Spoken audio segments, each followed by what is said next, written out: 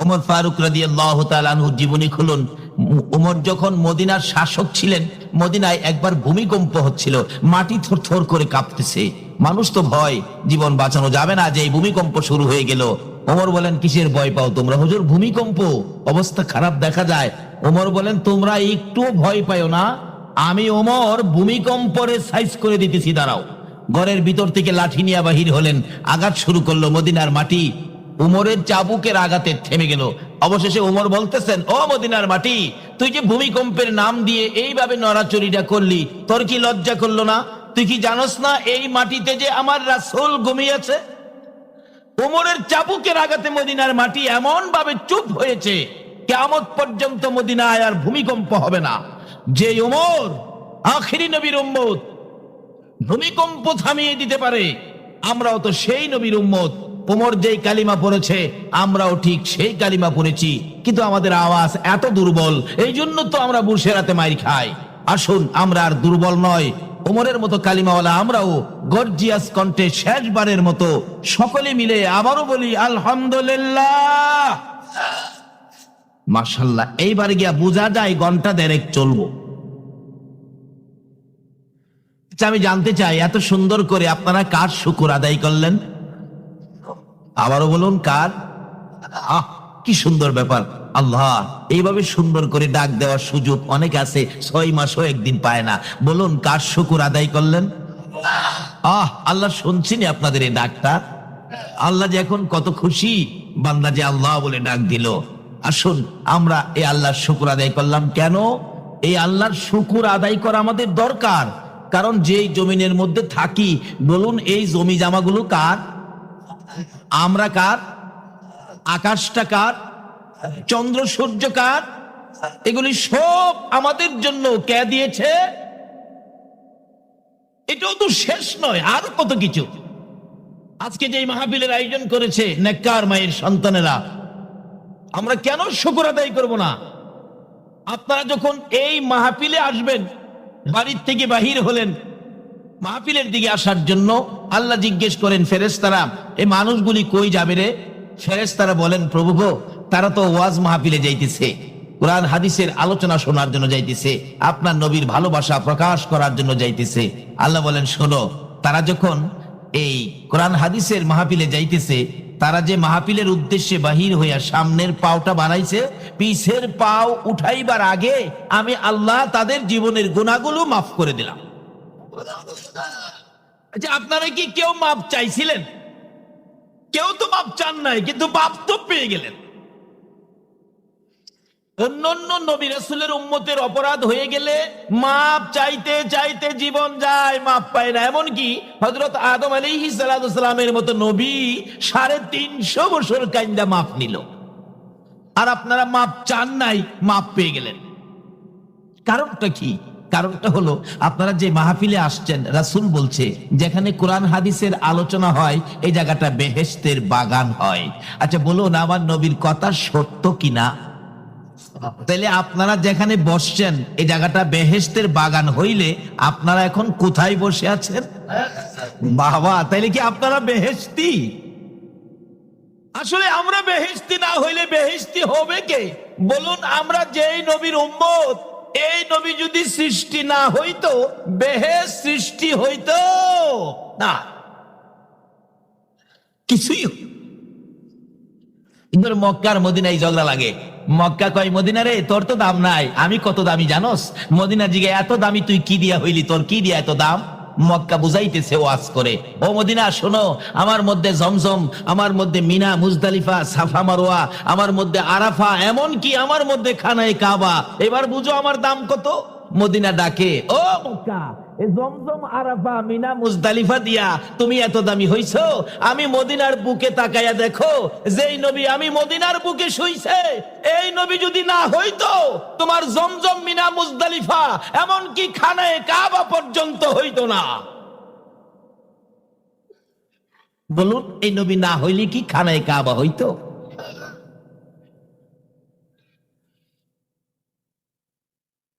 আজকে সেই নবীর উম্মত আমরা। সেই নবী বলেছেন এটা বেহেশতের বাগান। নবী না হইলে বেহেশত হইতো না, তা আমরা বেহেশতে যাব, তাতে সন্দেহের কি আছে? ইনশাআল্লাহ। বলে হুজুর এটা বেহেশতের বাগান কিভাবে হইল? এটা তো একটা মাঠ। আসলে মাঠ হইলেও কোন কোন সময় মাঠ পরিবর্তন হয়ে যায়। যেমন সামনে কুরবানির ঈদ আসতেছে, বলুন স্কুলের মাঠে যদি গরু উঠে তাহলে স্কুলের মাঠ বলবে না গরুর হাট বলবে? কথা নাকি বুঝাইতে পারলাম না? কলেজের মাঠে স্কুলের মাঠে গরু উঠছে, এখন কি কলেজের মাঠ স্কুলের মাঠ বলবে নাকি গরুর হাট বলবে? স্কুলের মাঠ যদি গরু উঠলে পরিবর্তন হইয়া গরুর হাট হয়, এটা যেই মাঠেই হোক না কেন, যখন কোরআন হাদিসের আলোচনা শুরু হয়ে গেছে তখন আর মাঠ মাঠ থাকে না, এটা হয়ে যায় বেহেশতের মাঠ। জুড়ে কোন সুবহান। কেন হবে না?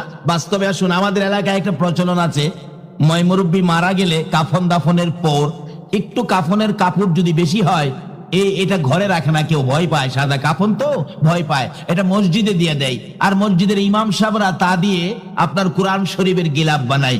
আর এই কোরআন শরীফ খান কেউ যদি পড়তে যায়, এই গিলাপ যদি পায়ে লাগে, বলুন তো এই গিলাপের মধ্যে মানুষ চুমা খায় কিনা? আচ্ছা, এই কাফনের কাপড়ের গিলাপের চুমা খাইলো, এত ইজ্জত পাইলো, আচ্ছা এই কাফনের কাপড় চুমার উপযুক্ত হইল কার সাথে থাইকে? যে কোরআনের সাথে কাফনের কাপড় থাকলে চুমার উপযুক্ত হয়। রাসূল বলেছেন এই কোরআনের আলোচনা যেখানে হয় এই জায়গাটাও বেহেশতের বাগান হয়। তাই আপনারা বেহেশতের বাগানে যাবেন, বেহেশতের বাগানে বেহেশতে কোনো গুনাহগার যাইতে পারে না। তাই আমার আল্লাহ বলেন, ও ফেরেশতারা, আমার বন্ধুর উম্মতদের তো গুনাহ আছে, যে বাগানকে রাসূল বেহেশতের বাগান বলেছে এই বাগানে গুনাহ নিয়ে যাওয়া যাবে না। কাজেই বাস্তবে আসুন, আপনাদের এলাকার একটা মা ছেলেকে কতই না আদর করে, এই ছেলেটা সারাদিন ময়লা কাদার মধ্যে, শরীরের মধ্যে কাদা মাটি লাগাইয়া সন্ধ্যার সময় যদি বিছানায় ঘুমাইতে যায়, ময়লা কাদা সহ কোনো মা যতই আদর করুক, কোন মা বাচ্চাকে কাদা ময়লা সহ বিছানায় উঠতে দেবে? দেবে না, পরিষ্কার করে আসো। তাই আমার আল্লাহ বলেন, একটা মা যখন বিছানার মধ্যে ময়লা সহ উঠতে দেয় না, আমার বন্ধু যেই বাগানকে বেহেশতের বাগান বলেছে এই বাগানে আমিও গুনাহ নিয়ে যাইতে দেই না। বাগানের উদ্দেশ্যে সামনের পাও বাড়াইছে, পিছের পা উঠাইবার আগে আগে আমি আল্লাহ তাদেরকে মাফ করে দিলাম। কেন মাফ করে দিবেন? মাফ চাইলাম না, আমার আল্লাহ কেন মাফ করে দেয়? আল্লাহু আকবার বলো। আমার নবী এই উম্মতের ব্যথা লইয়া 63 বছর জিন্দেগি কাঁদছে। মা আয়েশা সিদ্দিকা রাদিয়াল্লাহু তাআলা আনহা বলেন, আমি একদিন নবীজিকে প্রশ্ন করেছিলাম, ইয়া রাসূলুল্লাহ, কত জায়গায় মার খেয়েছেন, যুদ্ধের ময়দানে গিয়েছেন, নবী গো জানতে চাই কোন দিনের মার আপনার কাছে বেশি ব্যথা লাগছে, বেশি কষ্ট লাগছে? আমার নবী দুইটা চোখের পানি জর্জর করে ছেড়ে দেয়। আয়েশা, বড় কষ্টের কথা, দুঃখের কথা মনে করে দিয়েছো, আমার সবচেয়ে বড় ব্যথা হয়েছে রে তাইবের জমিনের মায়ের কথা মনে হয়ে গেলে। রে আয়েশা, তাইবের জমিনের মায়ের কথাও আমি নবী বুইলা যাই রে, যখন আমার গুনাহগার উম্মতের কথা মনে হইয়া যাও। মা আয়েশা বলেন, তাইবের জমিনের মায়ের নবী ভুলতে পারে না, কিন্তু উম্মতের কথা যখন মনে হয় এই মায়ের কথাও নবী ভুলে যায়। একদিন মা আয়েশা সিদ্দিকা বলেন, নবীজি গোসল করে হুজরায় ঢুকলে আমি তোল মালিশ করার অনুমতি চাইলাম। ইয়া রাসূলুল্লাহ, আমি আপনার শরীর মোবারকে তোল মালিশ করব। নবীজি অনুমতি দিলেন। আমি তোল মালিশ করতে গিয়ে দেখি নবীজির চেহারা এত সুন্দর, কিন্তু মাঝে মাঝে কালো কালো দাগ। প্রশ্ন করলাম, ইয়া রাসূলুল্লাহ, এই কালো দাগগুলো কিসের? আপনার কি কোনোদিন বসন্ত হয়েছিল? রাসূল বলেন, না। খাজলি পাসরা হয়েছিল? না, আমার শরীরে খাজলি পাসরা হওয়া হারাম, কোনোদিন হয় নাই, হবেও না। তাহলে এই দাগগুলো কিসের নবী গো? আমি তো জানতে চাই। আমার নবী দুইটা চোখের পানি জর্জর করে ছেড়ে দিলেন। আয়েশা শোনো,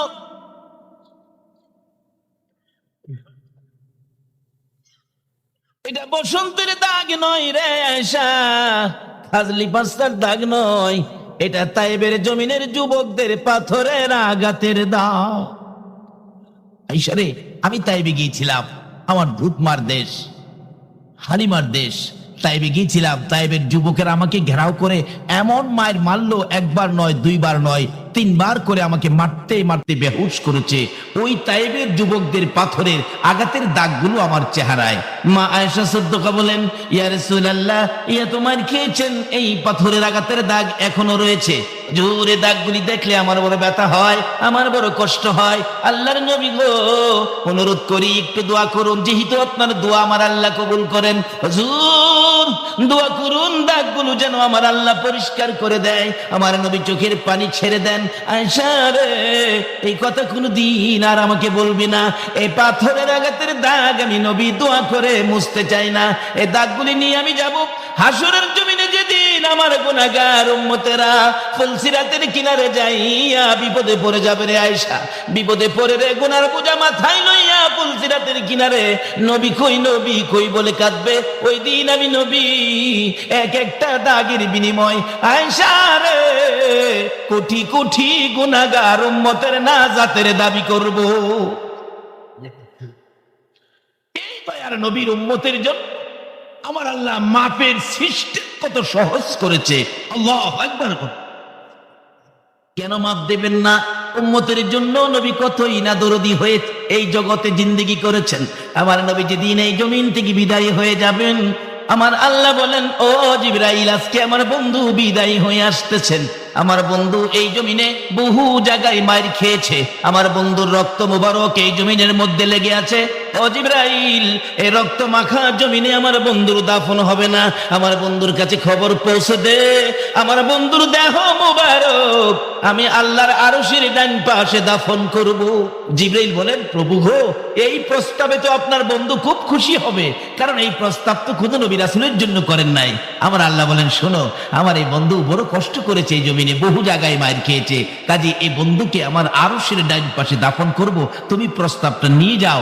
জিবরাইল বলেন, খুব খুশি হবে আপনার নবী। আল্লাহ বলেন, জিবরাইল, তুমি তো জানো না, আমি তো চাই আমার এই বন্ধুকে খুশি করতে চাই। জিবরিল এসে গেলেন, ইয়া রাসূলুল্লাহ, আল্লাহর সালাম গ্রহণ করুন। আমি জিবরাইলের সালাম গ্রহণ করুন। হুজুর, এমন এক প্রস্তাব আপনার জন্য নিয়ে আসছি, যেটা হযরতে আদম আলাইহিস সালাম থেকে শুরু করে ঈসা আলাইহিস সালাম পর্যন্ত কারোর জন্য ফাঁস হয় নাই। কি প্রস্তাব রে জিবরাইল? আপনার দেহ মুবারক আল্লাহর আরশের ডান পাশে দাফন হবে। আমার নবী এত সুন্দর খবর শুনে খুশি হয় না, কোনো কথাও কয় না। জিবরাইল বলেন, আল্লাহর বন্ধু কবুল করুন, গ্রহণ করুন, খুশি হন। আমার নবী দুইটা চোখের পানি জর্জর করে ছেড়ে দিলেন। জিবরাইল, তোমার জন্য খুশির খবর হতে পারে, আমি নবী খুশি হতে পারলাম না। হুজুর, এত সুন্দর খবর কেন খুশি হতেন না জানতে চাই। আমার নবী বলেন, জিবরাইল রে, আমার দাফন আল্লাহর আরশের ডান পাশে হবে। আর একটা খবর বাকি রাখলি, আমারে শোনাইলি না, আমার গুনাহগার উম্মতের দাফন কই হবে? জিবরাইল বলেন, ইয়া রাসূলুল্লাহ, আপনার উম্মতের দাফন এই জমিনের মধ্যেই হবে। আমার নবীর কান্না আরো বেড়ে গেছে। আরে জিবরাইল, আমার উম্মতারা এই জমিনে থাকলে আমি নবী কেমনে আরশে পড়ে থাকবো? আমি যে উম্মতের দরদি নবী। জিবরাইল রে, আমার পক্ষ থেকে একটা প্রস্তাব আমার প্রভুর দরবারে তুলে ধরো। আমার উম্মতেরা যদি এই জমিনে থাকি রে, আমি আরশে যাব না, আমি আমার উম্মতের পাশে এই জমিনে থাকবো। বলুন, উম্মতের মায়ায় নবী এই জমিনে আছে কিনা? কোথায় শুয়ে আছে বলুন? আরো জোরে বলুন, কোথায়? চলুন না একটু মদিনার থেকে আসি। ছেড়ে দে নৌকা, নবী মদিনাতে আছে শুইয়া, গুনাহগার উম্মতের মায়া। মদিনাতে আছে শুইয়া, গুনাহগার উম্মতের মায়া। সেই নবীরই প্রেমে সবাই পাগল হও না, সেই নবীরই প্রেমে সবাই পাগল হও না। ছেড়ে দে নৌকা মাঝি, যাব মদিনা, ছেড়ে দে নৌকা মাঝি। আল্লাহ নামের বর্ষা করি, সারলাম নবীর প্রেমের তরি। আল্লাহ নামের বর্ষা করি, সাল্লাম নবীর প্রেমের তরি, দয়াল নবীর রওজা খানি আমায় দেখাও না, দয়াল নবীর রওজা খানি আমায় দেখাও না, ছেড়ে দে নৌকা মাঝি যাব মদিনা, ছেড়ে দে নৌকা মাঝি মদিনাতে কান্দে নবী উম্মতের মায়া, মদিনাতে কান্দে নবী উম্মতের মায়া, ছেড়ে দে নৌকা মাঝি যাব মদিনা, ছেড়ে দে নৌকা মাঝি। জিবরাইল বলেন, নবী গো, এত সুন্দর প্রস্তাব, আরো সে যাবেন না, এই জমিনেই থাকবেন। নবী এই জমিনে থাকতেছে কার মায়ায় বলুন তো? সকলে বলতে হবে কার মায়ায়? এই নবীকে মায়া করা আমাদের দরকার আছে কিনা? এই নবীর মায়া ব্যতীত মাথায় টুপি কোনো লাভ, এই নবীর মায়া ব্যতীত মুখে দাড়ি কোনো লাভ, এই নবীর মায়া ব্যতীত মাথায় পাগড়ি কোনো লাভ। বাবারে আসুন রাস্তাগুলো পরিষ্কার করি। এই রাস্তায় না আসা পর্যন্ত আল্লাহ রাব্বুল আলামিনের কোন বাজেট আপনারা পাইতে পারেন না। আল্লাহর সকল বাজেটগুলি পাওয়ার জন্য রাস্তা হলো নবী মুহাম্মদ রাসূল।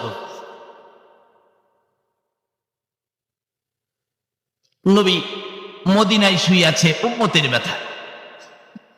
জিবরাইল বলেন, নবী গো, মদিনায় থাকলেন, আপনি শুয়ে থাকলেন, আচ্ছা এতে কি হবে, লাভ হবে কি? আমার নবী মনের কথাগুলো জিবরাইলকে বুঝাইতেছেন। ও জিবরাইল, দুনিয়ায় দেখবি বাচ্চাওয়ালা মা, বাচ্চা যখন মায়ের কাছে থাকে মা শান্তি লাগে, আরামে ঘুমায়। আচ্ছা কি ছোট্ট বাচ্চা মার কাছ থেকে রাত্রে যদি দূরে নিয়ে যায়, দাদি নিয়ে যায়, দাদা নিয়ে যায়, মা দেখবেন ঘুমের ঘরে বারবার বাচ্চার জন্য হাত দেয়। এই বাচ্চাটা যদি কাছে না পায়, 1 বছরের বাচ্চা, বলুন সারা রাত মার কি ঠিক মতো ঘুম হবে? একটু পর পর মা দেখবেন তসনস করে উঠবে, আমার বাচ্চা কই? আবার মনে সান্ত্বনা দেবে নিজেকে নিজে যে আমার বাচ্চা তো তার দাদির কাছে বা দাদার কাছে। কিন্তু সকালবেলা দেখবেন আশপড়শি ঘরের মহিলাদের কাছে দুঃখটা বলতে থাকবেন, রাত্রটা আমার ঘুম হয় নাই, কারণ 1 বছরের বাচ্চাটা দাদি নিয়ে গেছে। কও, এই বাচ্চা কাছে না থাকলে কি মা ঘুমাইতে পারে? আমার সারা রাত ঘুম হয় নাই। আমার নবী বলেন, জিবরাইল রে, বাচ্চা কাছে থাকলে মা যেমন শান্তি পায়, বাচ্চা কাছে থাকলে মা যেমন ঘুম হয়, রে জিবরাইল, আমি নবী উম্মতের কাছে না থাকলে আমি নবী শান্তি পাই না। জিবরাইল শুধু তাই নয়, দুনিয়ার জমিনে দেখেছি মুরগি যখন বাচ্চা ফোটায়, আল্লাহু আকবার বলো। জিবরাইল রে, কেন আমি আরশে যাব না? শোনো, মুরগি যখন বাচ্চা ফোটায়, বাচ্চা নিয়ে সমাজে ঘোরাঘুরি করে, বাচ্চার উপর যদি কোনো বিপদ দেখা দেয় রে জিবরাইল, চিলকাক উড়াল মারে আকাশে, মা মুরগিটা 2টা পাখা এইভাবে বাড়াইয়া বাচ্চাদেরকে ডাকতে থাকে। বাচ্চাগুলো বিপদ থেকে বাঁচার জন্য মায়ের পাখার নিচে আশ্রয় নেয়।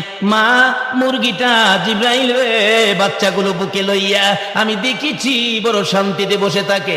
আমি নবীর মন চাই রে জিবরাইল, আমি মদিনার মাটিতে শুয়ে থাকবো, আমার তামাম পৃথিবীর উম্মতের যদি কোনো বিপদ দেখা দেয়, আমার মন চায় 2টা হাত উম্মতের জন্য বাড়াইয়া দিতে। মুরগি যেমন বাচ্চাগুলো পাখার নিচে লইয়া শান্তিতে বসে থাকে, আমি নবীর মন চাই উম্মত গুলো আমার হাতের মধ্যে ঢুকাইয়া শান্তিতে শুয়ে থাকি। আমার আল্লাহ বলেন, বন্ধু গো, এই উম্মতের জন্য এইভাবে সোনার মদিনায় শুয়ে থাকবা, আর সে আসবে না, উম্মতের মায়া ছাড়তে পারলা না। যাও, আমি কথা দিলাম যে উম্মতের জন্য তোমার এত মায়া গো বন্ধু, আমি আল্লাহ কথা দিলাম তোমার উম্মতের একটু সুযোগ যদি পাই মাপ চাইতে হবে না, একটু সুযোগ পাইলে আমি আল্লাহ তোমার উম্মতের মাফ করে দেব। তাই মাপ পাওয়ার জন্য চাইতে হবে না, মাপ পাওয়ার জন্য আজকের মাহফিলটা হলো বিশেষ সুযোগ। কে সেই মাহফিলের আয়োজক? তারা মাহফিলের আয়োজন করেছেন আপনাদের পকেটের টাকার আয়োজনে।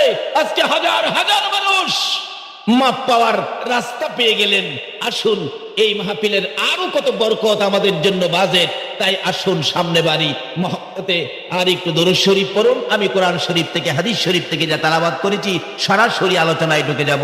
মহব্বতে আর একটু দরুদ শরীফ পড়ুন। আল্লাহুম্মা সাল্লি আলা সাইয়্যিদিনা মুহাম্মাদ আল্লাহুম্মা সাল্লি আলা সাইয়্যিদিনা বিয়ানা শাফ মাওলানা মুহাম্মাদ নাবিয়ানা শাফ মাওলানা জগত পাগল কাবার জন্য কাবা পাগল মাবুদের জগৎ পাগল কাবার জন্য কাবা পাগল মাবুদের হায়রে মাবুদ পাগল নবীর জন্য নবী পাগল উম্মতের হায়রে মাবুদ পাগল নবীর জন্য নবী পাগল উম্মতের আল্লাহুম্মা সাল্লি দেনা মুহাম্মাদ আল্লাহুম্মা সাল্লি আলা সাইয়্যিদিনা মুহাম্মাদ নাবিয়ানা মাওলানা মুহাম্মাদ নাবিয়ানা শাফ مولانا بلغ العلا بكماله كشف الدجى بجماله حسنت جميع خصاله صلوا আসুন আমি যা তেলাওয়াত করেছি আলোচনায় ঢুকি। রাত্র তো শেষ রাত্রে সময় দিতে আপনাদের কোনো কষ্ট আছে? কারণ শেষ রাত ঘুমের রাত, ঘুমের সময় না ঘুমায় আপনারা আল্লাহ রাসূলকে খুশি করার জন্য বসে আছেন। হাদিস শরীফে আসছে 3 কিসিমের মানুষের জন্য জাহান্নামের আগুন হারাম হয়ে যায়। এক কিসিমের মানুষ হলো আল্লাহ রাসূলকে খুশি করার জন্য যেই চোখে ঘুম দেয় নাই, এই চোখের জন্য জাহান্নামের আগুন হারাম। ওই চোখের জন্য জাহান্নামের আগুন হারাম যারা আল্লাহর ভয়ে আযাব গজব থেকে বাঁচার জন্য চোখ থেকে 2 ফোঁটা পানি বের হয়ে গেছে, এই চোখের জন্য জাহান্নামের আগুন হারাম। ওই চোখের জন্য জাহান্নামের আগুন হারাম। যেই জিনিস এই চোখকে দেখা হারাম, এই হারাম থেকে চোখটাকে যারা বাঁচাইয়া রাখলো, এই চোখের জন্য জাহান্নামের আগুন হারাম। কাজী আমরা এমন এক পর্যায়ে বসেছি আমাদের জন্য জাহান্নামের আগুন হারাম হতে যাচ্ছে। তাই আমরা একটু সময় কষ্ট করব, হাসরের ময়দানে এই মাহফিলটা নিয়ে উঠব। আর কিছুই যদি কবুল না হয় এই মাহফিলটা তুলে ধরবো আল্লাহ, আর কিছুই আনতে পারি নাই, ওই মাহফিলটা তোমার দরবারে জমা দিলাম। এই মাহফিলের উসিলায় তুমি আমাদেরকে মাফ করে দাও। আচ্ছা বলুন তো, এই মাহফিলের উসিলায় আমার আল্লাহ মাফ করার ক্ষমতা আছে কিনা? বাবারে, জীবনে কি করেছেন হিসাব মিলান। একটা রোজগার করে কবরে নিয়ে যান, কবরের রোজগার তো আমরা কেউ কিছু করতে পারি না। টাকাওয়ালা হইলাম, বাড়িওয়ালা হইলাম, ট্রলারওয়ালা হইলাম, দোকানওয়ালা হইলাম, মার্কেটওয়ালা হইলাম, কিন্তু কবরে নেওয়ার জন্য আপনি কি রোজগার করেছেন? কাজী আজকের মাহফিলের সব কয়টা রোজগার হবে আপনার কবরের সাথী, কবরের সঙ্গী। আল্লাহু আকবার বলুন। আচ্ছা বলুন তো, কবরে কি আপনার কেউ যাবে? এমন কোন দরদি আছে যে কবরে নিবে? এ কথাই তো আলেম ওলামারা বলে। এক মাওলানা সাহেব তার বড় ভাইকে খুব বুঝাইতেছে, বড় ভাই জমি জমা করলেন, ব্যবসা বাণিজ্য করলেন, মার্কেট করলেন, কত কিছু করলেন, কিন্তু আপনি নিজের জন্য কি করলেন? নিজের জন্য কি করলেন? আপনি যেদিন কবরে যাবেন বলুন আপনার সাথে কি নিবেন? বড় ভাইকে তুই আসস তোর কবর নয়া, আমি কি সংসারদারি ছাইরা দিব নাকি? ছেলে মেয়ে আছে, বিবি বাচ্চা আছে, এগুলি কি আমার ছেড়ে দিতে হবে? এগুলি ছাড়তেন কেন? এগুলি থাইকাই তো আপনি কবরের কিছু রোজগার নিজের জন্য কিছু করেন না। এবার বড় ভাই এইভাবে মৌলানা সাহেবকে বলতেছেন, তোরা আসলে কিছুই বুঝোস না। মৌলবী যে আসলে জানে না ব্যাককলের দল, এই জন্যই বলে মৌলবী বলে ব্যাককলের দল। আর বলুন তো নাইবে নবী আলেম হেরা কি ব্যাককলের দল? একজন নাইবে নবী আলেম রাস্তা দিয়ে হাইটা গেলে, নাইবে নবী আলেম রাস্তা দিয়ে হাইটা যাওয়ার কারণে 40 দিনের জন্য কবরের আযাবগুলি বন্ধ হয়ে যায়। মৌলবী কই ভাই আমারে ব্যাককল কইলা, এটা দেহি ব্যাককল আমি না তুমি। আমি যে বললাম তোমার জন্য তুমি কিছুই করো নাই, তুমি আমারে ব্যাককল কইলা, ঠিক আছে। একদিন সিস্টেমে গেলেন, দুই ভাই মিলে নাইল্লা কাটতেছে শুকনা জমির মধ্যে। নাইল্লা চিনেন আপনারা? চিনেন তো? ওই যে পাট হয় আর কি, পাট নারেস। আচ্ছা আচ্ছা, আমাদের এদিকে কয় নাইল্লা। চিনছেন তো জিনিসটা? শুকনার মধ্যে কাটতেছে। মৌলবী কয় আজকে আমি ব্যাককল না ভাই ব্যাককল বুঝাবো? বড় ভাই, তুমি তো বড় ভাই হিসাবে তোমার সব কথাই আমি মানি, আজকে আমি ছোট ভাই, আমার একটা কথা তুমি রাখবা। হয় কি? ওনার রাখলে কমু, কজা রাখবো, তাইলে তুমি চিতে শুয়ে যাইবা, আমি তোমারে চাদর দিয়া ঘুরা কমু যে বড় ভাইকে সাপে কাটছে, বড় ভাই মারা গেছে। আমি কান্নাকাটি করবো, কিন্তু আমি না কওয়া পর্যন্ত তুমি কথা কইতে পারবা না, উঠতেও পারবা। ঠিক আছে, শুইছে, চাদর দিয়ে ঘুরছে, খুব কান্নাকাটি করতেছে। মানুষ আসছে, লোকজন আসছে, কি ব্যাপার? কয় সাপে কাটছে, আমার ভাইয়ের অবস্থা শেষ, আমার ভাই তো মৃত্যুবরণ করেছে। লোকেরা আসে দেখার জন্য, কয় না চাদর সরাইবেন না, সাপের কাটা রুগী তো, যদি রুগীর গায়ে হাত দেন এ সারা বিষ আপনার শরীরে দেয়া উঠবে। এই ভয়ে কেউ রুগীর গায়ে হাত দেয় না। তার ছেলেরা মেয়েরা খুব কান্নাকাটি করতেছেন, বিবি সাপ তো কানতে কানতে একবারে জীবন দেয়া রেখেছে।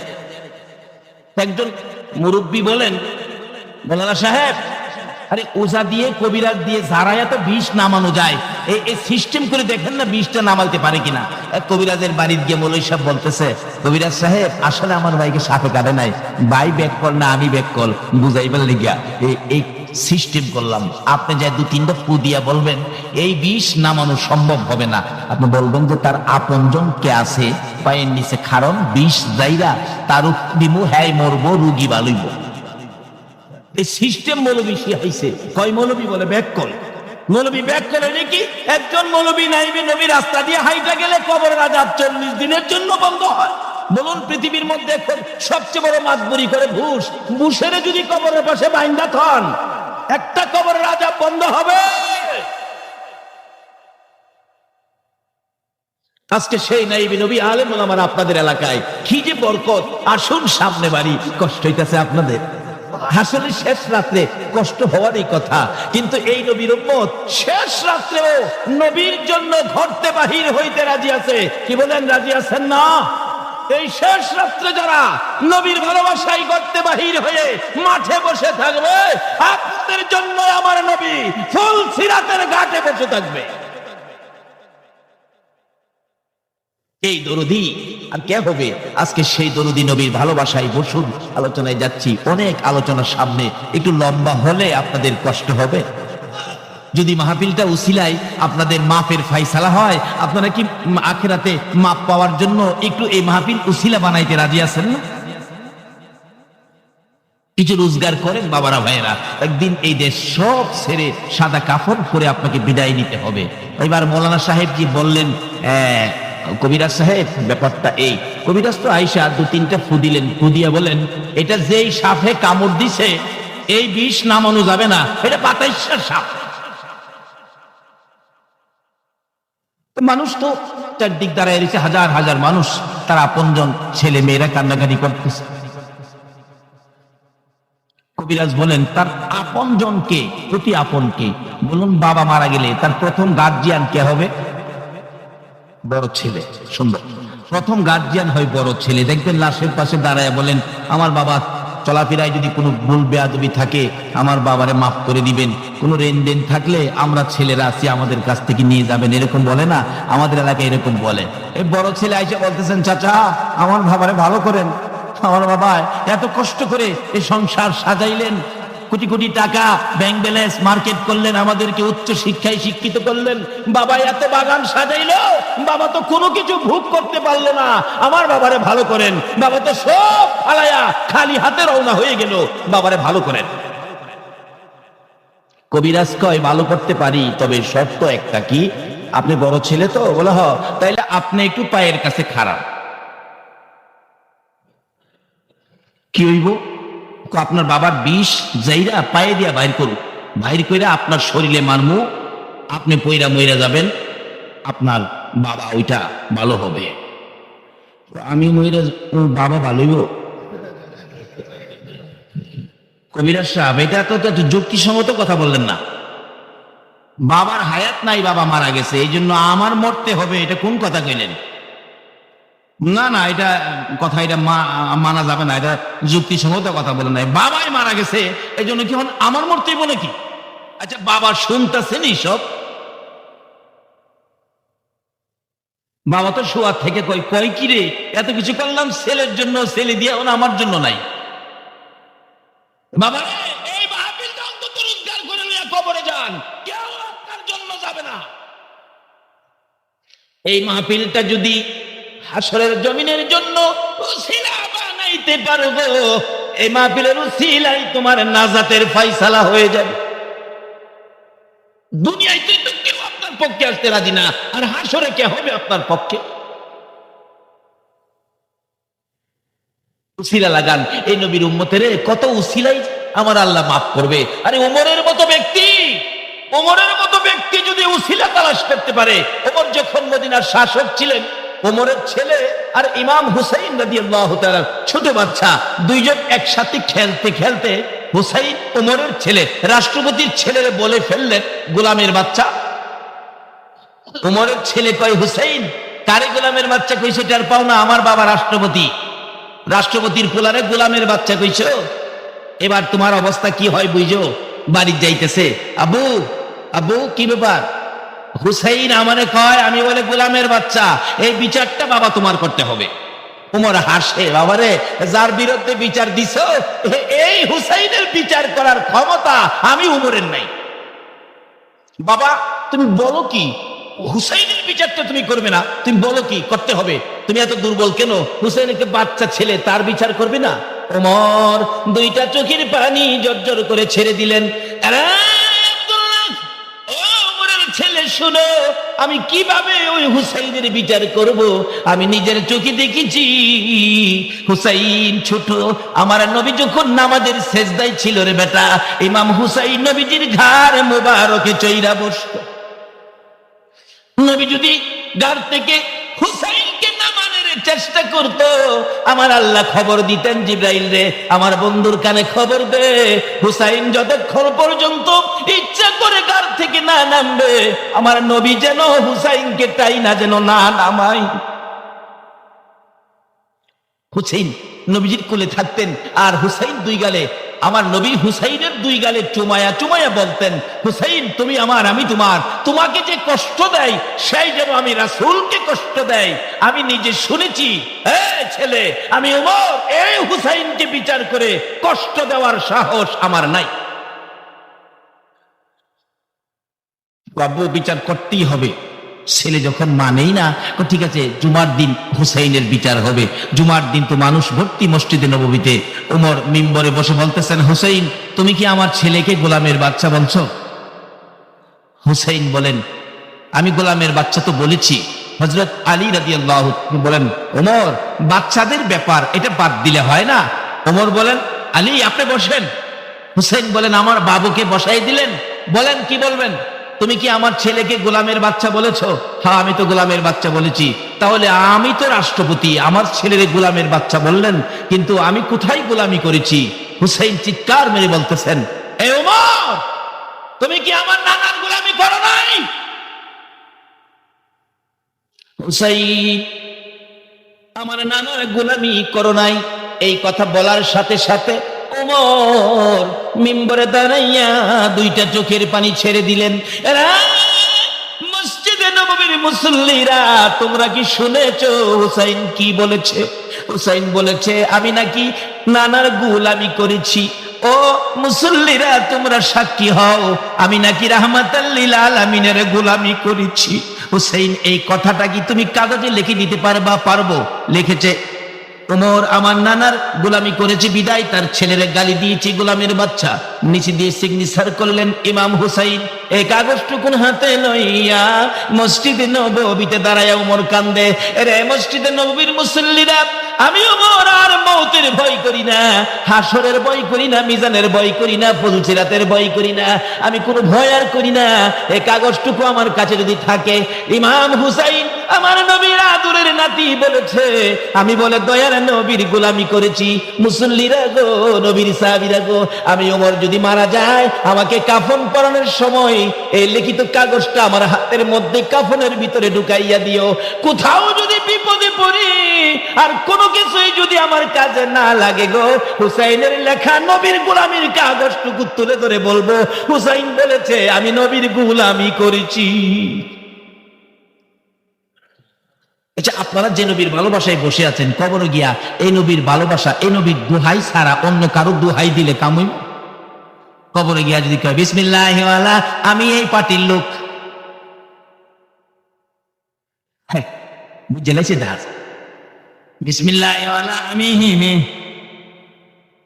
আল্লাহ কি হেরে আগে ভিড়া যায়, কি কইলে কাম হইব? বিসমিল্লাহি ওয়ালা বলে রে, আসল ঠিক করেন, যে পার্টি করেন করেন, আমি নিষেধ দেই না, খুব করেন, কিন্তু আসল ঠিক রাখেন। বিসমিল্লাহি ওয়ালা মিল্লাতি রাসূলিল্লাহ, এটা ঠিক রাখেন। এই লাইন ছাড়া জান্নাতে যাওয়া সম্ভব? জান্নাতে যাওয়ার একটাই লাইন, সে লাইনটা হলো নবীর মুহাব্বত। জোরে ধীরে কোন সুবহানাল্লাহ। কিভাবে যাইবে? এই তো সামনে আসতেছে।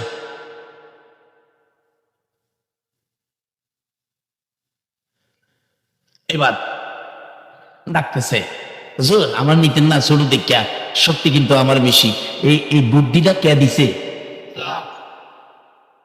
নবীজিকে কয় কি, হুজুর বিশ্বাস না করলে বড় ভাইয়ের লোক আমার কুস্তি লাগা দেন। বড় ভাই কয়, কি কস তুই? ভাই মাপ চাই, তুই কথা কইস না, তোর তো নাম লেখছে নি বই, কিন্তু আমার নিবার লেগে কইতেছি, তুই কথা কইস না, নিবার লেগেছি। আর তোর সাথে তো আমি পারতাম না বড় ভাই, কিন্তু কইতাছি এনে তোর সাথে আমি পারো, তুই আমার আগে দুনিয়া তাইছস, আর আলু খাইলেও তো তুই আমার চেয়ে 20 গুণ বেশি খাইছস। তলবেন কত তুই কইতেছস কি? কই যুদ্ধে দেবে কইতেছি।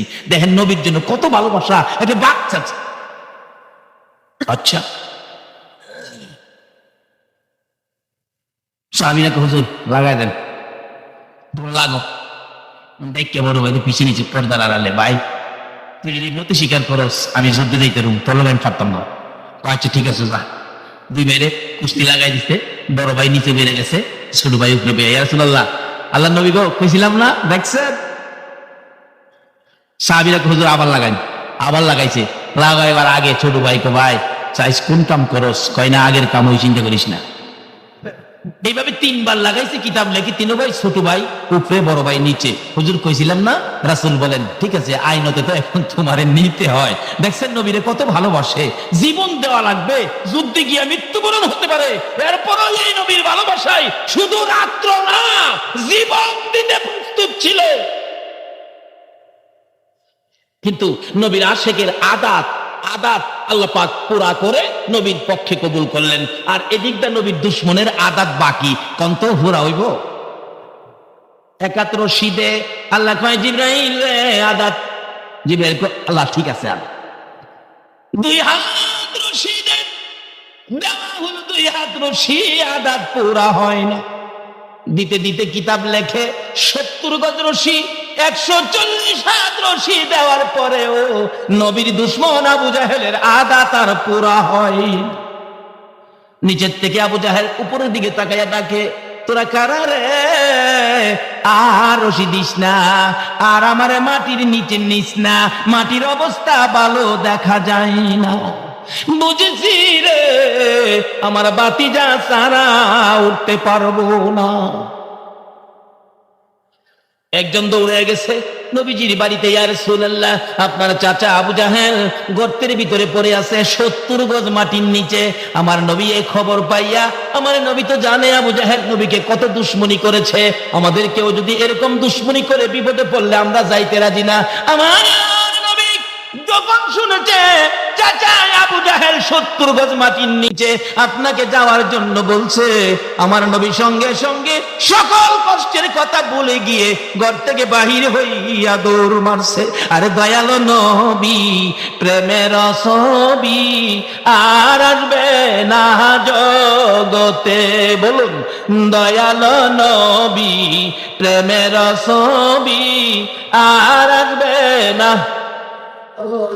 হাসর দিনে উম্মত বিনে, হাসর দিনে উম্মত বিনে যাবে না নবীজি বেহেশতে। দয়ালো নবী প্রেমের ছবি আর আসবে না জগতে, আমার দয়ালো নবী প্রেমের ছবি আর আসবে না। 63 সাল জিন্দেগি কাছে বলে উম্মতি, 63 সাল জিন্দেগি কাছে বলে উম্মতি, এখনো কান্দে শুয়ে মদিনাতে নবী, এখনো কান্দে শুয়ে মদিনাতে। দয়ালো নবী প্রেমের ছবি আর আসবে না জগতে, আমার দয়ালো নবী প্রেমের ছবি আর আসবে না দয়ার নবী মায়ার নবী এত ব্যথায় আবু জাহেল দিয়েছে, তারপরও দৌড়ে এসে গর্তের কিনারে দাঁড়াইয়া ডাক মারছে, চাচা গো এই গর্ত তুমি কার জন্য করছো? নিজের থেকে আবু জাহেল জবাব দেন, ভাতিজা বাবা আইসো? ও চাচা আইসি, আমারে উঠাও। চাচা আমি যখন আসছি তোমারে উঠাবো, আমি জানতে চাই গর্ত তুমি কার জন্য করছো? আবু জাহেল বলেন, ভাতিজা এখন আর মিথ্যা বলে লাভ নাই, কারণ মিথ্যা বললে এখন আর উপায় থাকবে না। বাবারে এই গর্ত তো আমি তোমার জন্য করছিলাম। আমার নবী দুইটা চোখের পানি ছেড়ে দিয়ে কান্দে, চাচা চাচা গো তুমি না জানো গো আমার মা নাই, আমার বাবা নাই। চাচা আমার মা নাই বাবা নাই, আমি এতিম, নবীকে কষ্ট দেওয়ার জন্য এত বড় গর্ত আমার জন্য কেন করলা? তোমার কি মায়া নাই, তোমার কি দয়া নাই? চাচা রে ভুল হয়ে গেছে রে বাবা, আর জীবনে গর্ত করবো না, আমারে উঠাও। চাচা তোমারে উঠাবো, কালিমাটা পড়ো। এবার আবু জাহেল কয় উপরে উঠলে কালিমাটা পড়বো, আমার নবীকে নিচে পড়লে উপরে উঠাবো। আবু জাহেলকে বাবা কথা দিলাম উপরে উইটা পড়বো। আমার নবী নিচের দিকে হাত বাড়াইলেন, আল্লাহ বলেন, ও জিবরাইল আমার বন্ধু যখন হাত বাড়াইছে রে, আজকে আর বাকি থাকতে পারবে না। নবীজি নিচে হাত দিলে 140 হাত নিচে আবু জাহেল। নবী ডাকে, চাচা উপরে হাত দেন। উপরে হাত বাড়াইলে আমার নবী রাহমাতুল লিল আলামিনের হাতের সাথে হাত মিলে গেছে। জোরে জোরে কোন সুবহান। আমার নবী টান দিয়ে উঠাইলে আবু জাহেল বলে, ভাতিজা এত বড় জাদুগির তুমি আগে জানি না। নাউজুবিল্লাহ আসতে কইলেন। আচ্ছা হ্যাঁ রে ভাইলে আপনারা বাড়িতে নিয়ে খাওয়াইবেন না, হ্যাঁ ভিড়াইবেন? আচ্ছা এই আবু জাহিল্লারে ভিড়াইবার লেগে আপনারা কে কে রাজি আছেন? একটু হাত তুলে দেখেন তো। মাশাআল্লাহ মাশাআল্লাহ, হাত নামাইন। অন্যান্য মাহফিলে হাত তুলে খাতির বেহাকিরা রায়। আচ্ছা এখানে মাশাআল্লাহ সুজা হয়েছে, আবার হাত তুলেন। কে কে ভিড়াইবেন? হ্যাঁ রে না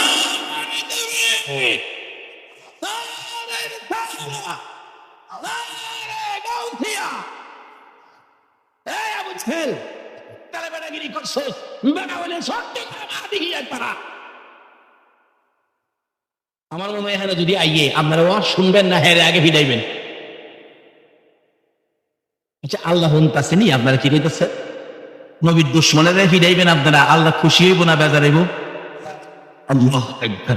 আল্লাহ খবর পৌঁছাইতাছেন মদিনায়। বন্ধু গো তোমার উম্মত বাংলাদেশে কি কয়, আবু জাহেল বলে ভিড়াই লইব। আমার মনে হয় আইলে বুড়া বেড়া চান্স পাইতো না, ফুলাফানের কিলেই হাই পুরান বাপ ডাকবো। তবে বাবা ভাইরা আবু জাহেল মুরাইলে নবী যে খুশি হবে, সবচেয়ে বেশি খুশি হব যদি কালকার থেকে নামাজে খাড়িয়া যায়। কারণ ইবাদতের জন্য বানাইছে। আসুন নবীর লই আমরা ইবাদতে যাই। বলতেছিলাম নবীর ভালোবাসা ছাড়া জান্নাত মিলে না। একটা মহিলা হইয়া হযরতে সুমাইয়া, খেয়াল আসেনি কথাটা? হযরতে সুমাইয়া বলেন, রে আবু জাহেল, বল আমারে কি বলবি, আমারে কি শাস্তি দিবি? জীবন নিতে পারো, আমি রাহমাতাল লিল আলামিন ছাড়তে পারি না। অসহায় গরিব মানুষ হযরতে সুমাইয়ার মা, হযরতে আম্মারের মা সুমাইয়া রাদিয়াল্লাহু তাআলা আনহা সুমাইয়াকে ডেকে আনে মরুভূমির পরিষ্কার জায়গার মধ্যে দাঁড় করাইয়া, কেন আমার নবীকে ভালোবাসে, কেন নবীর পক্ষে যায়। সুমাইয়ার সমস্ত শরীরের কাপড়গুলো, ওই মহিলা সুমাইয়ার কাপড়গুলো আবু জাহেল টাইনা টাইনা খুলে একেবারে উলঙ্গ করে ফেলেছে। সুমাইয়া লজ্জায় চক্ষু দুইটা বন্ধ করে দুইটা হাত বুকের উপর দিয়ে চোখের পানি ছাড়তেছে। আবু জাহেল ডাকে, রে মক্কার যুবকেরা, দেখা যা সুমাইয়া মহিলাকে উলঙ্গ করেছি, আয় তোরা কে কে দেখবি। সুমাইয়া ডাকে, মাউত, তোমার বন্ধু পাগলিনী সুমাইয়াকে উলঙ্গ করে। আবু জাহেল মক্কার যুবকদেরকে ডাকে দেখার জন্য, কিন্তু আবু জাহেল তোমাকে তো একবারও ডাক দিল না। আমি সুমাইয়া তোমাকে দাওয়াত দিলাম, তোমার বন্ধুর পাগলিনী সুমাইয়াকে তুমি একবার দেখা যাও না গো আল্লাহ। আমার আল্লাহ কয়, সুমাইয়া রে, আমি তোর দাওয়াত কবুল করলাম রে সুমাইয়া। আবু জাহেল বলেন, আল্লাহকে ডাক দিছো, দাওয়াত দিছো দেখার জন্য, দেখি তোমার আল্লাহ কেমন দেখে। নিষ্ঠুর পাষাণ আবু জাহেল দৌড়াইয়া ঘরের ভিতরে যাইয়া একটা বড় বল্লম নিয়ে আসলেন। উলঙ্গ সুমাইয়া দাঁড়িয়ে আছে, চোখ দুইটা বন্ধ।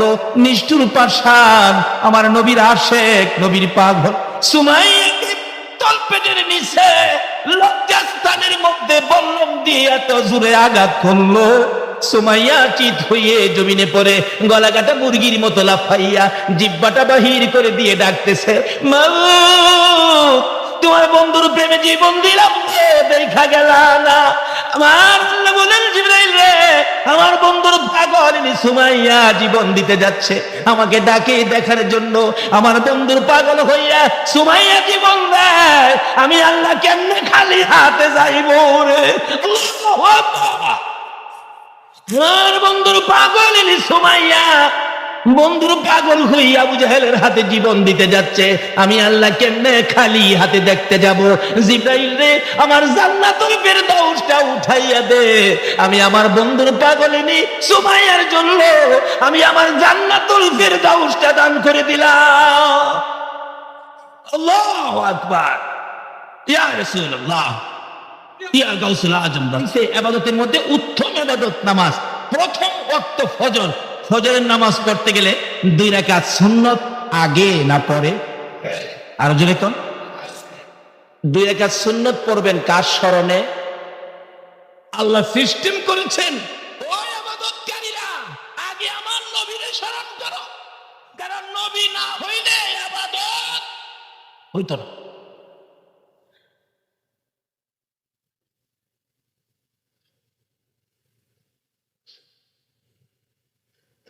সুন্নত নবীর স্মরণে। এই নবী যেই আবাদতের কথা বলবে, বলুন এই আবাদতের দাম বাড়বনি? তাই নবী বলছে, জান্নাতে তো যাইতেন, এই নবী দেখুন কি কইছে, আসসালাতু মিফতাহুল জান্নাহ। আল্লাহু আকবার। উম্মতেরা রে, নামাজ হইল বেহেশতের চাবি। বলুন নামাজ কিসের চাবি? আল্লাহ যে নবীরে দিয়া বুঝাইতেছে আবাদতের জন্য, প্রথম শুরু নবী, আবাদতের দরজা হলো নবী। নবী ছাড়া কোনো আবাদত কবুল, আবাদতের দরজা নবী। এই নবী যদি কয় নামাজ বেহেশতের চাবি, তাইলে এই নামাজটার মূল্য কত হবে?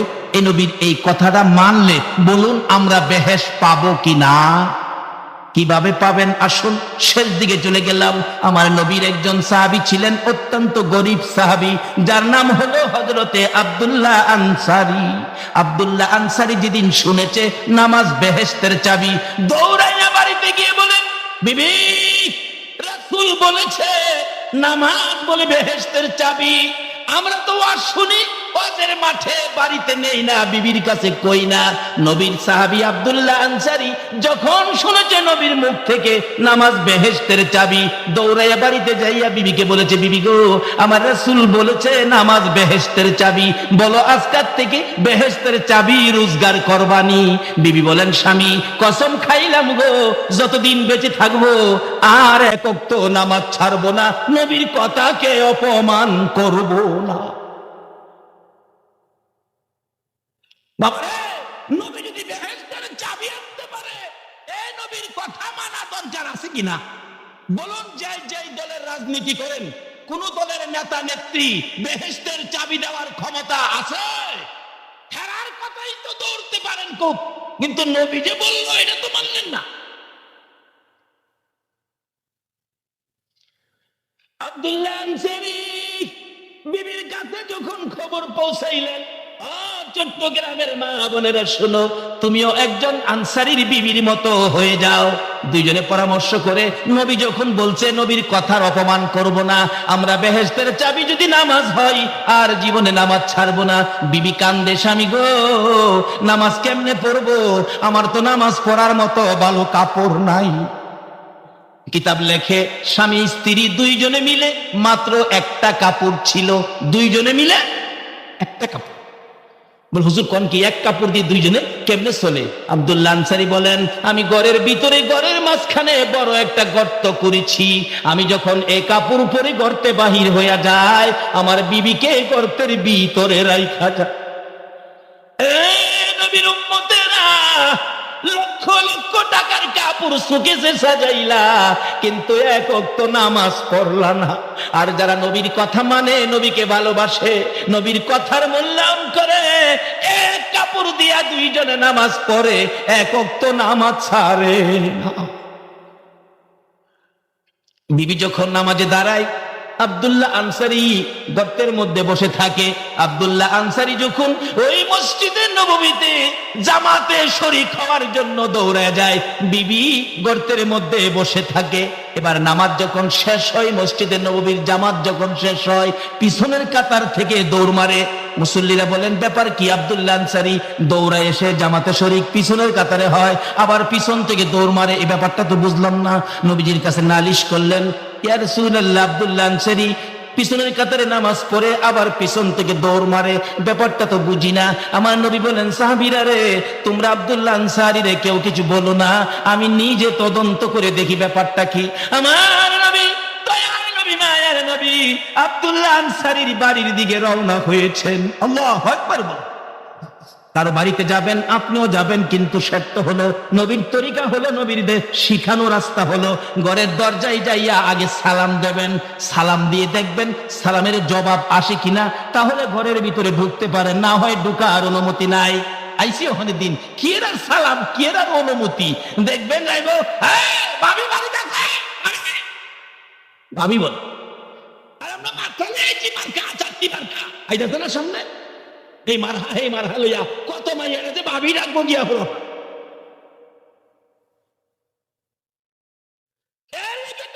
মার খাও, নবীর কথায় আসো।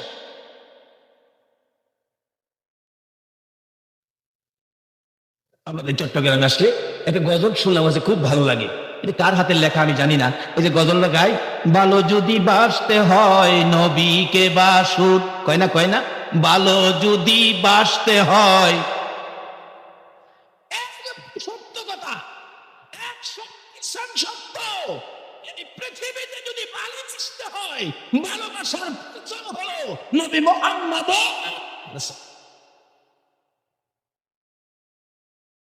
ভালোবাসার প্রমাণ, ভালোবাসার অর্থ দেখুন না, এক কাপড় দিয়ে দুইজনে নামাজ পড়ে, নামাজ ছাড়ে।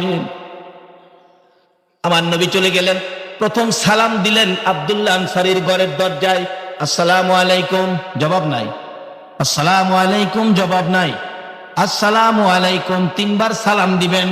যদি তিনবার সালামের মধ্যে ঘরের ভিতর থেকে সালামের জবাব না আসে, মনে করবেন ঘরে কেউ নাই, এই ঘরে ঢুকার অনুমতি নাই, তাইলে নবীরে পাইবেন না। তিনবারের পর যদি জবাব না পান, ফিরে আসবেন, তাহলে বিপদে নবীরে পাবেন, আর না হয় নবীরে পাবেন না। নবীজি এই তরিকা আমাদের কাছে রাখার জন্য 3 বার সালাম দিয়ে ফিরে আসলেন, জবাব পাইলেন না।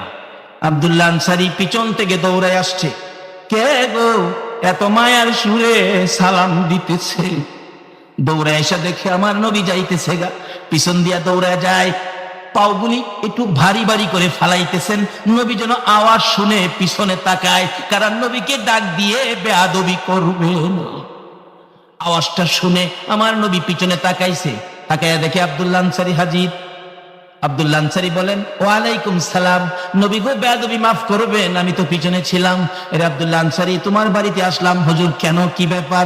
আমার ভাগ্য ভালো আপনি আমার বাড়িতে আসছেন। এরে আব্দুল্লাহ আনসারী, তুমি নাকি নামাজ পড়তে যাও পিছনের কাতারে? জি হুজুর। আবার নামাজ শেষ করে নাকি দৌড়াইয়া চলে আসো? আব্দুল্লাহ আনসারী 2টা চোখের পানি জর্জর করে ছেড়ে দিছে। হুজুর মাফ করে দিয়ে, আমরা স্বামী স্ত্রী 2 জনে একটা কাপড়। যেদিন আপনার নবী বলেছেন নামাজ বেহেশতের চাবি, ওই দিন থেকে আমরা 2 জনে এক কাপড় দিয়া নামাজ করি গো আল্লাহর নবী, আমরা কোনোদিন নামাজ ছাড়ি না। আপনি যখন নামাজ ইমামতি শুরু করবেন, আমি ওই কাপড়টা পরে আমার বিবিকে ঘরের ভিতরে গর্তের মধ্যে রাইখা দরজা বন্ধ করে দৌড় মারি গো নবী। যখন আপনার নামাজ শেষ হয়ে যায়, আমি দৌড়াই এসে জান্নাতের চাবি পাওয়ার জন্য আমি কাপড়টা খুইলা বিবিরে দিয়ে আমি গর্তের মধ্যে বসে থাকি। আমার বিবি কাপড়টা পরে নামাজ পড়ে। হুজুর আমরা 2 জনে মিলে এক কাপড় দিয়ে নামাজ আদায় করার জন্য আমি নামাজ সালাম ফিরাইলে দৌড়াইয়া আসি। আমার নবী চোখের পানিগুলো ছেড়ে দিলেন। সাহাবীরা রে দেখা যারে আমার পাগলের খেলা। নবী বলেন, ও আব্দুল্লাহ আনসারী, গর্তের মধ্যে তোমার বিবিকে রাইখা যাও। জি হুজুর। আমি দেখি গর্তটা শরীয়ত সম্মত কিনা, গর্তটা একটু আমারে দেখাও। রে চট্টগ্রামের মা বোনেরা, তোমাকে নামাজের কথা বললে তুমি স্বামীরে দমক মারো, নামাজের কাপড় আইনা দিছনি। কাপড় আইনা দিলে দমক মারো, নামাজের বিছনা আইনা দিছনি, নামাজের চাটি আইনা দিছনি। 1.5 লক্ষ টাকার কাপড় তোমার ঘরের শুকেছে, কাপড়ের জন্য নামাজ পড়ো না আসরের দিন। এই মুখটা আমার নবীরে দেখাইতে পারবা না। হুজুর আসেন আমি দেখাই। নবীজি বলেন, দরজার কিনারে দাঁড়াইলাম, দরজাটা খুলে দিলে ঘরের মাঝখানে গর্ত। আব্দুল্লাহ আনসারীর বিবি গর্তের ভিতরে বসা, সারা শরীরের কোনো অঙ্গ কোনো অংশ দেখা যায় না, শুধুমাত্র মাথার তালু খান দেখা যায়। মাথার তালু দেখে এটা পুরুষ না মহিলা বোঝা যায় না। রাসূল চোখের পানি ছেড়ে দিয়ে কয়, আব্দুল্লাহ আনসারী রে, তোদের জান্নাতের চাবি রোজগার হয়ে গেছে। আমার নবী আব্দুল্লাহ আনসারী 2 জনের এই কষ্ট দেখে ঘর থেকে বাহির হয়ে চোখের পানি ছেড়ে দিলেন। একটু সামনে যাইয়া দেখে ছোট্ট ছোট্ট 2টা বাচ্চা হাতের মধ্যে বাঁধা, চোখের পানি দিয়া বুক বাসাইয়া কান্দে। আমার নবী বাচ্চাদের পাশে গিয়ে জিজ্ঞেস করলেন, ও বাচ্চারা, তোমাদের হাত বাঁধা এইভাবে কাঁদতেছো কেন? বাচ্চারা বলেন, হুজুর আমরা হইলাম আব্দুল্লাহ আনসারীর সন্তান। আজকে 4 দিন 5 দিন পার হয়ে গেছে গো নবী, আমাদের ঘরের চুলায় আগুন জ্বলে না, খাইয়া থাকতে থাকতে আমরা বাচ্চা মানুষ পেটের খিদার যন্ত্রণায়। আল্লাহর নবী গো, এই খেজুর গাছ থেকে খেজুর জমিনে পড়লে আমরা 2 ভাই পেটের খিদার যন্ত্রণায় খেজুর টুকাইয়া খাইছিলাম। খেজুর গাছের মালিকটা হলো ইহুদি। এই মালিক আমরারে গালাগালি করার কারণে আমরার বাবা আমরার 2টা হাত বাইদা রাখছে। আমার নবী আরো দুঃখে দুঃখিত হয়ে গেলেন। একটা দৌড় মারলেন, মসজিদে নববীর বারিন্দায় দাঁড়াইয়া কান্দে, ও সাহাবীরা তোমরা কে কোথায় আছো? আমি নবীর চোখের পানিগুলো মুইসা দিবানি। হযরত উমর তরবারি লিয়া দাঁড়াইয়া গেছে। হুজুর আমি উমরের সামনে আপনি কাঁদবেন, আমি সহ্য করতে পারি না। বলুন আপনার চোখের পানি কার ঘর ব্যথায় বেরিয়ে গেছে, আমি তাকে দুঃখণ্ডিত করে দিব, চোখের পানি মুছবো। আমার নবী বলেন, উমর রে, আজকের চোখের পানি তরবারি দিয়ে মুছা যাবে না। হযরতে আবু বকর দৌড়ায় এসে সামনে দাঁড়াইলেন। ইয়া রাসূলুল্লাহ, কথা দিলাম আমি আবু বকর জীবনের বিনিময় হইল আপনার চোখের পানি মুছবো। আমার নবী বলেন, রে আবু বকর, আজকের চোখের পানি জীবনের বিনিময়ে মুছা যাবে না। হযরতে উসমান গনি রাদিয়াল্লাহু তাআলা সামনে দাঁড়াইলেন। ইয়া রাসূলুল্লাহ, আমি উসমান গনি হাজির হয়েছি। নবী গো, বলুন না কিসের বিনিময়ে আপনার চোখের পানি মুছতে পারি? রে গনিরা, তোমরা কারা গো এই মাহফিলের আয়োজন করেছো? তোমরা যেন আমার নবীর চোখের পানি মুছে দিয়েছো। যাদের টাকায় কোরআন হাদিসের মজমা বসেছে, নবীর আলোচনা শোনার ব্যবস্থা হয়েছে, আমার নবী মদিনার জমিন থেকে তোমার জন্য খুশি হয়ে গেছে। আল্লাহু আকবার বলো। যাদের টাকায় মাহফিল আয়োজন হয়েছে, আমার নবী তোমাদের প্রতি খুশি হয়ে গেছে। বলুন, নবী খুশি হইলে আমার আল্লাহ খুশি হবে কিনা? বাবারা, টাকা পয়সার মালিক হয়েছেন, কবর রোজগার করেন। উসমান গনি রোজগার করে কবরের, রোজগার করে হাসরের, রোজগার করে মিজানের। এবার আব্দুল্লাহ আনসারী এক কাপড় দিয়ে দুইজনে মিলে নামাজ আদায় করে। নবী যখন বলেছে জান্নাতের চাবি নামাজ, এই জান্নাতের চাবি ছাড়তে রাজি না, এক কাপড় দিয়ে শুরু করে রোজগার শুরু করে দিলেন। এবার নবী বলেন, বাচ্চা দুইটার কান্না দেখে আমি সহ্য করতে পারি না, এত কষ্ট করবো সাহাবী, আমি কি করব তোমাদের জন্য। মসজিদের নববীতে দাঁড়াইলে উসমান গনি ডাকতেছে, ইয়া রাসূলুল্লাহ, আর কাঁদতে হবে না, বলুন আপনি কেন কান্দেন? আমি উসমান গনি এসে গেছি। আমার নবী উসমানের গলায় ধরে কান্দে, উসমান রে, তুমি তো ধনী হয়েছ রে উসমান। উসমান, তুমি তো ধনী, তুমি পারবে না আমার চোখের পানি মুছে দিতে। হুজুর বলেন, কিভাবে আপনার চোখের পানি মুছবো? ও উসমান গনি, আমার আব্দুল্লাহ আনসারী সাহাবীর বাড়িতে যাইয়া দেখো, ইহুদির দুইটা খেজুরের গাছ, একটা খেজুরের গাছ, ওই খেজুরের গাছ থেকে খেজুর পড়ে গেলে আব্দুল্লাহ আনসারীর দুইটা শিশু বাচ্চা, একেবারে শিশু বাচ্চা দুইটা বলে, 3 দিন 4 দিন না খাইয়া রে উসমান গনি পেটের খিদায় দুইটা খেজুর টুকায়া খাওয়ার অপরাধে ওই ইহুদি গালাগালি করেছে। বিদায় দুইটা বাচ্চার বাবা আব্দুল্লাহ আনসারী এত ছোট্ট দুইটা বাচ্চার হাত বাইদা রাখছে রে, চোখের পানি দিয়া বুক বাসাইতেছে। আমি তো পারলাম না দুইটা হাত খুলে দিতে, সেই ব্যথাই কান্দি।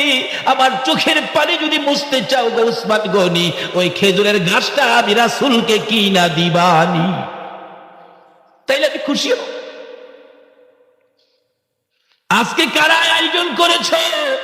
আমার নবী মদিনায় শুয়ে কান্দে, আমার আশিকেরা রে, ও আমার পাগলেরা, আমি নবী প্রেমের বাতি জ্বালাইয়া, আমার তরিকার বাতি জ্বালাইয়া মদিনার মাটিতে শুয়া রইলাম রে। এই বাতির গোড়ার মধ্যে তোরা কে তেল দিবি? আমি রাসূল খুশি হব রে। এই তেল কে জ্বালাইছো? এই বাতির পক্ষে কে আসছো? কে লক্ষ টাকা খরচ করে এই মাহফিলের আয়োজন করেছো? আমার নবী মদিনার জমিন থেকে খুশি হয়ে গেছে। একদিন ভাগ্য যদি ভালো হয়, একদিন দেখবা তোমার ভাঙ্গা ঘরে আমার নবী স্বপ্নের দিদার দেখাইয়া দিবে।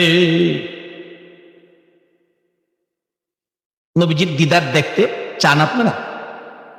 কিন্তু কয় না, দিন নবীরে দেখতে রাজি না, নবীরে দেখতে রাজি না। তাহলে সব গান ভুলে গিয়ে রাত্রে ঘুম ভাঙলে একটা গান গাইবেন। কি গান? যেটা আমি মদিনায় বসে